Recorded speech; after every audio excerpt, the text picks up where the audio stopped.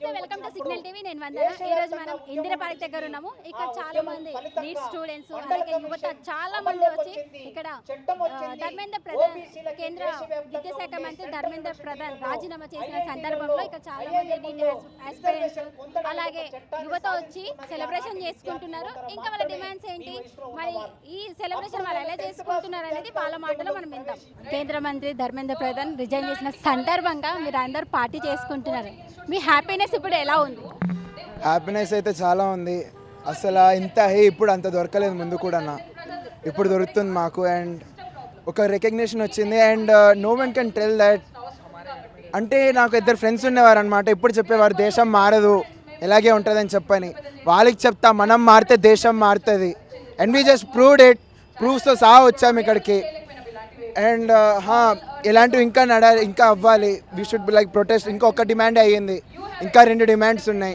ఒకటి 1 crore compensation ఎవరెవరు suicide చేసుకున్నారో వాళ్ళ ఫ్యామిలీకి కంపెన్సేషన్ ఇంకా థర్డ్ డిమాండ్ ఏమొచ్చి మనది ఎఫ్ఐఆర్ అంటే ఇది put charges on people who are doing peaceful protest ఆ ఛార్జెస్ కూడా డ్రాప్ అవ్వాలి అండ్ ఇప్పుడు మోడీ కూడా he's like trying to like get along with us and that's a huge thing ఎందుకంటే ఇప్పుడు మాట్లాడేవాడు కాదు యువతతోని ఆఖరికి మాతో కూడా ఇప్పుడు మాట్లాడుతున్నాడు and that's the change we're bringing ఇక్కడ మాట్లాడితే రీసెంట్ ఢిల్లీ వరకు వెళ్ళింది ఇంకా పోతాం మేము until unless we get our justice మీరు జెన్జీ వాళ్ళందరూ కలిసి ఫస్ట్ స్టెప్ సక్సెస్ సాధించిన సందర్భం ఇది ఎలా అనిపిస్తుంది అంటే ఇప్పుడు ఈ సక్సెస్ వెనుక మీకు ఒక థాట్ వచ్చి ఉంటుంది ఇంకా మేము ఏదైనా చెయ్యగలము అని మరి దానిపై ఏం చెప్తారు డెఫినెట్లీ వచ్చింది మాకు ఒకటి అది ఒక ధైర్యం అయితే వచ్చింది మాకు మేము వస్తాం ఇంకా ముందుకు వస్తామని చెప్పని సిస్టర్ ఇప్పుడు మీరు జెన్జీ వాళ్ళందరూ కలిసి సక్సెస్ తీసుకొని వచ్చారు మరి దీనిపై ఏం చెప్తారు అంటే మాకు యాజ్ అ జెన్జీ సెల్ఫ్ చాలా ప్రౌడ్గా ఉంది ఇదంతా జరిగిందనేసి థ్యాంక్ యూ ఫర్ ఎవ్రీవన్ ఎవరెవరు షో అప్ అయ్యారు బయటికి వచ్చారు మాట్లాడాలనుకున్నారు ఎందుకంటే చాలామంది ఉండే ఎవరు మాట్లాడలేదు చాలామంది అపోజ్ చేశారు మాట్లాడినా కానీ చాలామంది చాలా క్వశ్చన్స్ అడిగారు ఇది పాలిటికల్ అనేసి మీరు చేసిన అవ్వదనేసి మీరు పిల్లలు మీకు తెలీదు మీరు చిన్న పిల్లలు మీకు బయట లోకం తెలియదు అని చాలామంది అన్నా మేము ఆగలేదు మేము వస్తూనే ఉన్నాం మేము వస్తూనే ఉన్నాం మేము మా పవర్ చూపిస్తూనే ఉన్నాం ఫైనలీ మాకు రిజల్ట్ కూడా వచ్చింది all out like to says ఎవడేదన్నా show up speak up stand for your whatever you're saying and please come please show Gen Z, we all love you and if you have so much power in your hands, please make correct use of the power. Thank you. Brother Dharmendra Pradhan రాజీనామా చేసిన సందర్భంలో ఇక్కడ వీళ్ళందరూ చాలా happiness తోటి celebration చేసుకుంటున్నారు దీనిపై ఏం చెప్తారు ఇది చాలా మంచి పరిణామము ప్రజాస్వామ్యంలో అకౌంటబిలిటీ అనేది గవర్నమెంట్కి ఈ 12 yearsలో ఎప్పుడు కూడా గవర్నమెంట్కి అకౌంటబిలిటీ అనేది లేదు కానీ ఈసారి స్టూడెంట్స్ జెన్జీ సివిల్ సొసైటీ అందరం ముందుకొచ్చి ఉద్యమం చేయడం వల్ల రాజీనామా చేయాల్సి వచ్చింది ఇది ఈ 12 సంవత్సరాలలో ఒక ఫేసిస్ట్ లాగా ఒక ప్రధానమంత్రి ఒక ఇంటర్వ్యూ కూడా ఇవ్వకుండా గత 12 సంవత్సరాలలో ఒక ఇంటర్వ్యూ కూడా ఇవ్వకుండా అంటే క్లోజ్డ్ ఇంటర్వ్యూ అంటే వాళ్ళకు నచ్చిన గోడీ మీడియా ఛానల్స్లో ఇంటర్వ్యూ ఇస్తాడు కానీ మీడియా ఛానల్స్ అందరిని పిలిచి ఎప్పుడు కూడా ఇంటర్వ్యూ ఇవ్వడం జరగలేదు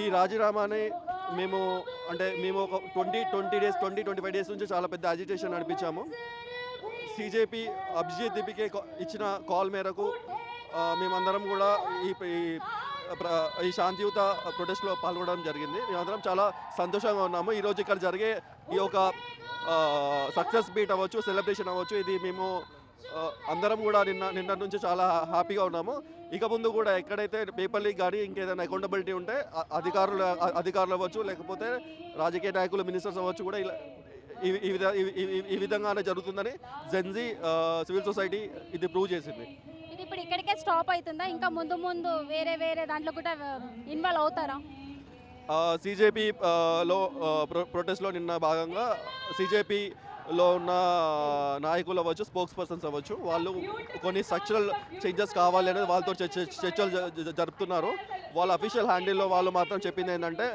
గవర్నమెంట్ మేము చెప్పిన అన్నిటికీ ఒప్పుకుంది స్ట్రక్చరల్ చేంజెస్కి తీసుకొని ముందుకు వస్తామని ఒప్పుకున్నారని చెప్పారు ఇది నిరంతర ప్రక్రియ ఇది చెప్పగానే జరిగే పని కాదు ఇది నిరంతర ప్రక్రియ it will take some time sister ఇప్పుడు మీ సక్సెస్ వెనుక రీజన్ చెప్పండి రీజన్ అంటే ఆబ్వియస్లీ స్టూడెంట్ ప్రొటెస్టే. I mean, they thought Gen Z people are lazy and can't do anything, but when it comes to their rights, we have to fight, okay? And we did it.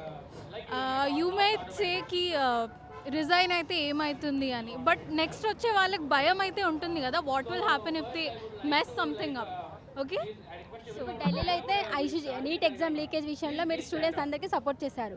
ఇప్పుడు తెలంగాణలో కూడా చాలా issues ఉన్నాయి. అంటే ఇప్పుడు నిరుద్యోగులు కూడా ధర్నా చేయడం మనం చూస్తున్నాము. చాలా సెక్టర్లో చాలా మంది వచ్చి ధర్నా చేయడం మనం చూస్తున్నాము. మరి తెలంగాణలో కూడా మీ సపోర్టింగ్ ఉంటుందా? ఆబ్వియస్లీ ఉంటుంది, బికాస్ నేను ఇప్పుడు కరెంట్లీ 12th పాస్ అవుట్ అయ్యాను. నా ఫ్యూచర్ కూడా ఇదే కదా obviously. So I have to support, పక్కా సపోర్ట్ ఉంటుంది. ఇంకా మీ డిమాండ్స్ ఏమైనా ఉన్నాయా? ఇంకా డిమాండ్స్ అంటే we have to improve the education system first of all. Education and health free of cost ఉంటేనే ఈ కంట్రీ బాగుపడుతుంది అనేది నా personal opinion. And also we have seen celebrities అసలు దే ఆర్ సో స్పైన్లెస్, అసలు they are so poor, they just have money. కొంచెం కూడా support లేదు.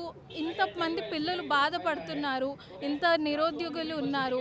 వాళ్ళ సినిమా ప్రమోషన్కి అయితే అందరూ జనాలు సపోర్ట్ కావాలి అంటారు. మళ్ళీ జనాలు సపోర్ట్ కోరినప్పుడు ఎందుకు రారో తెలియట్లేదు. అన్నప్పుడు మీరు అందరూ కలిసి సిజిపి వాళ్ళందరూ కలిసి నీట్ స్టూడెంట్స్కి సపోర్ట్ చేశారు. మరి ఇక్కడ తెలంగాణలో కూడా చాలా ఇష్యూస్ ఉన్నాయి, నిరుద్యోగులు ఇంకా విద్యా సంస్థ మీద. మరి ఇక్కడ కూడా మీకు సపోర్టింగ్ ఉంటుందా? ఉంటుందండి, డెఫినెట్గా ఉంటుంది. మాది నీట్ అని గురించి కాదండి, క్వశ్చన్ చేయాలి. అది మనుషులు అన్న తర్వాత, ఒక సిటిజన్స్ అన్న తర్వాత క్వశ్చన్ చేయాలి. అది రెస్పాన్సిబిలిటీ. అది ఏ ఇష్యూ అయినా కూడా ఒక ఇష్యూ జెన్యూన్ అనిపిస్తే మేము క్వశ్చన్ చేస్తాం. ఇప్పుడు ఢిల్లీలో అంత ఇన్సిడెంట్ జరిగినందుకు మీరు ఏకంగా విద్యాశాఖ మంత్రి ధర్మేంద్ర ప్రధాన్ రిజైన్ చేసేలా చేశారు. మరి ఇక్కడ కూడా చాలా ఇష్యూస్ జరుగుతున్నా అసలు విద్యాశాఖ మంత్రి అసలు పట్టించుకోలేదు. మరి మీరు ఏం చెప్తారు దీనిపైన? ఎక్కడొక చోట స్టార్ట్ అవ్వాలి కదండి. ఇప్పుడు జనాలు ప్రశ్నిస్తుంటే పవర్లో ఉన్న వాళ్ళు రెస్పాన్సిబిలిటీ తీసుకుంటారు. ఇక్కడ ఒక చోట స్టార్ట్ అవ్వాలి. ఇక్కడ స్టార్ట్ అయింది, మీరు చూస్తూ ఉండండి. మనుషులు ఊరుకోరు. ఎవరైనా కూడా ఇదే విధంగా చేస్తే జనాలు కనిపిస్తుంది, ఎగ్జాంపుల్ కనిపిస్తుంది ఏమైంది ఒక చోట అనేది. అది డామినో ఎఫెక్ట్ అంటారు. ఒకటి పడితే ఆటోమేటిక్గా అన్నీ పడుతుంటాయి. అది జరుగుతుంది, మీరు చూస్తారు. This youth will take it forward definitely. అంటే మీరు అంటే సపోర్ట్ చేయడం అనేది కాన్సెప్ట్ ఎందుకు తీసుకున్నారు? అంటే మన రీజన్ ఉందా దీని మీద? ఈ పర్టికులర్ కాస్ కండి, ఈ పర్టికులర్ కాస్ అని కాదండి. మనం చూస్తున్నాము, మనకి ఏమైపోయిందంటే ఈ జనరేషన్ యూత్ ఏ పొలిటికల్ అని ఒక కూల్ టర్మ్ వాడుతున్నారు. మీరు ఏ పొలిటికల్ ఉండడానికి కూడా కొంతమంది ఫైట్ చేస్తున్నారు అని అర్థం కావట్లేదు. సో క్వశ్చన్ చేయడం మన రెస్పాన్సిబిలిటీ. అది పోయింది. ఇప్పుడు ఒక ఇష్యూ వచ్చేసరికి జనం అందరూ రోడ్డు మీదకి వచ్చారు, యూత్ రోడ్డు మీదకి వచ్చారు, స్టూడెంట్స్ రోడ్డు మీదకి వచ్చారు. వాళ్ళకి అర్థమైంది పొలిటికల్గా ఇన్వాల్వ్ అయితే ఎంత ఆనందం వస్తుందో, ఒకటి సాధించిన తర్వాత ఎంత ఆనందం వస్తుందో అది కనిపించింది జనాలకి. సో లీడర్ కూడా అదే కావాలి. జనాలు క్వశ్చన్ చేయలేదనుకోండి ఏమన్నా చేయొచ్చు. జనాలు క్వశ్చన్ చేయడం స్టార్ట్ చేశారనుకోండి అప్పుడు ప్రతి ఒక్కళ్ళు ఆన్సర్ ఇవ్వాల్సి వస్తుంది. మాకు అది కరెక్ట్ అనిపించింది. అకౌంటబిలిటీ అనేది ఉండాలి అనిపించింది. మేము బయటకు వచ్చాము, అకౌంటబిలిటీ వచ్చింది. ఇది మాకు solidarity gathering and celebration gathering for what ever happened in Delhi and all over ఇండియాలో అన్ని సిటీస్లో ఎట్లయితే జనాలు రోడ్డు మీదకి వచ్చారో ప్రతి ఒక్కళ్ళ రోల్ ఉంది ఇందులో. ఇప్పుడు సక్సెస్ ఒక స్టెప్ మీరు సక్సెస్ సాధించారు. మరి తెలంగాణలో కూడా ఇష్యూస్ ఉన్నాయి. మరి వాటిపై కూడా మీ సపోర్టింగ్ ఉంటుందా? డెఫినెట్గా ఉంటుంది సపోర్ట్. అది విద్య కావచ్చు, అన్ఎంప్లాయ్మెంట్ కావచ్చు. ముఖ్యంగా ఈ రెండు యూత్ ఈరోజు ప్రధానంగా రెండు సమస్యలు ఫేస్ చేస్తున్నాం. ఒకటి ఎడ్యుకేషన్ టోటల్గా ఒక కమర్షియల్ ఇది అయిపోయింది.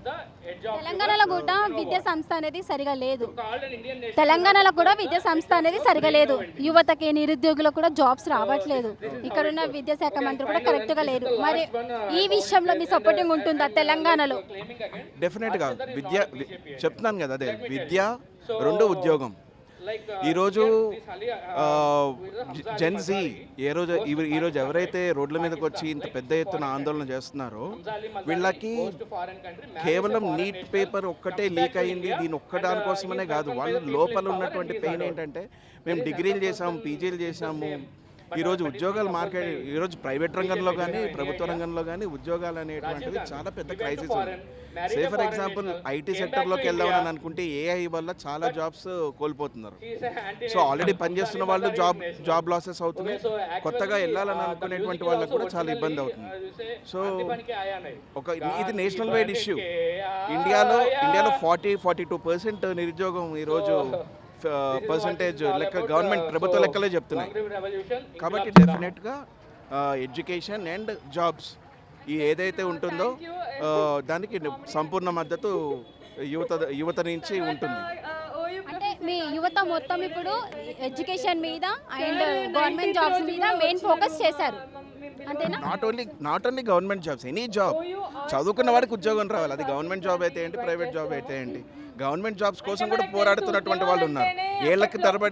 ఏళ్ళు ప్రిపేర్ అవుతున్నారు. ఉస్మానియా యూనివర్సిటీలో కావచ్చు, తర్వాత ఈ చుట్టుపక్కల ఏరియాలో మొత్తం అంతా గవర్నమెంట్ జాబ్స్ కోసం ప్రిపేర్ అయ్యి కొన్ని ఇయర్స్ టుగెదర్ వాళ్ళు ప్రిపేర్ అవుతున్నారు. నోటిఫికేషన్స్ రావట్లేదు. నోటిఫికేషన్స్ వస్తే పేపర్ లీక్ అవ్వడమో, లేకపోతే దాన్ని పోస్ట్ పోన్ చేయడమో, లేకపోతే ఆ కేసు కోర్టులో వేయడమో, ఏదో ఒకటి చేసి ఆ ఎగ్జామ్ రద్దు అయ్యేటట్టుగా చేస్తున్నారు.